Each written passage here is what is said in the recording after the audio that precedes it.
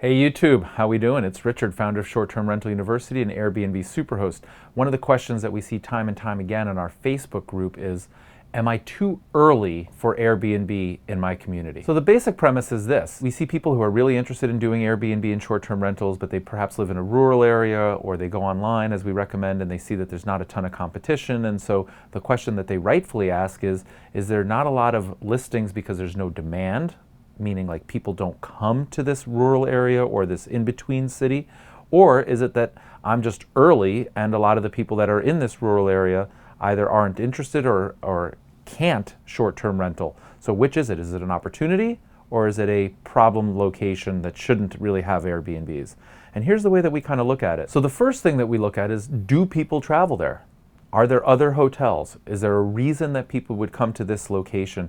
It could be very broad. It could be from a university to a national park. It could be because there's a historic location. It could be because it's a great place to relax. So when you take a look at the tourism that's in the area, is there tourism? Or is there no tourism because there's just no lack of lodging? And so one of the examples that I like to give is if there's a 12-hour drive and people go from city A to city B and it's a 12-hour drive and there's no lodging in the middle, likely somebody would like to break that drive up and stay in the middle. So if you have a home in that middle area, it might really be a good opportunity, especially if there's not a lot of competition, because not everyone will want to stop, but just some people would. So the way that I like to think about it is, you want to rein in the demand that exists that may not have supply. People want to come, they have no opportunity. That is a good opportunity for you. But you don't want to be on the side of the equation which is trying to convince people that this is a great place to stop or a great place to stay. Like, your job as a short-term rental host isn't to be the chamber of commerce and start to attract people to your location. That, I think, is a losing proposition that's unlikely to yield success in the time frame that you allow yourself to be successful in short-term rentals. We all have this finite period. We want immediate overnight success and gratification. And if you're in the right place and you have the right listing, you should get a listing, a guest booking your place relatively quickly. We're talking within days, if not weeks, not months or years.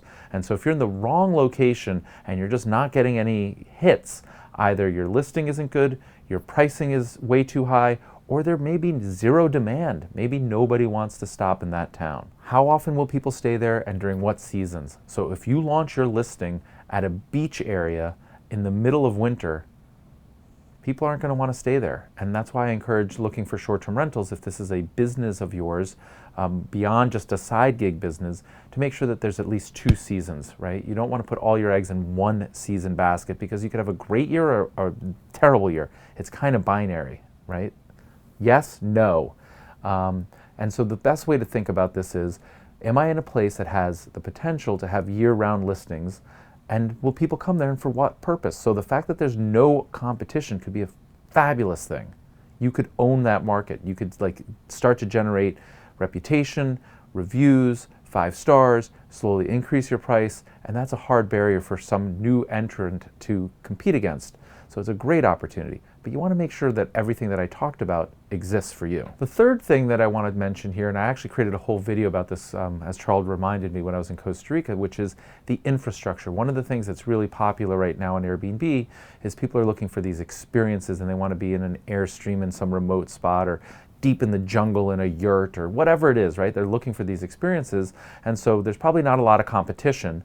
But at the same time, before you go and invest in that, let's make sure that from a business perspective, from an operations perspective, you can do it sustainably and repeat it time and time again. So turnover, what's it going to look like in the middle of wherever this exotic place is without a lot of competition? If you happen to live there and you can do all the laundry and clean it up, well, you got it taken care of. If this is purely an investment and you really want to have a great place because you think this is an up-and-coming area and there's no competition, well, how are the cleaners going to get there? And how are you going to get your supplies there? And let's start to think about the running of the business in advance of the exotic, exciting dream of owning a yurt in the jungle. So if you go through all that exercise and you find out that there's not a lot of opportunity today in that area, well, don't be despondent. That's okay. You know why? Because there's plenty of other areas in the world, in the next town or state, that have great demand. So don't feel committed or compelled to just do it in this like first idea. Spend a little bit of time and energy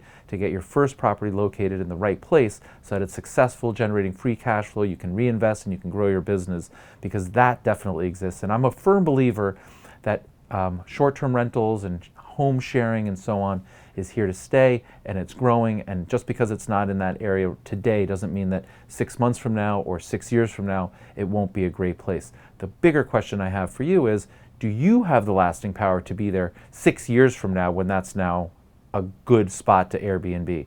And if the answer is no, then let's pick you a good spot so that you're doing this 6 years from now, and then you can grow into that other area and then another area and another area.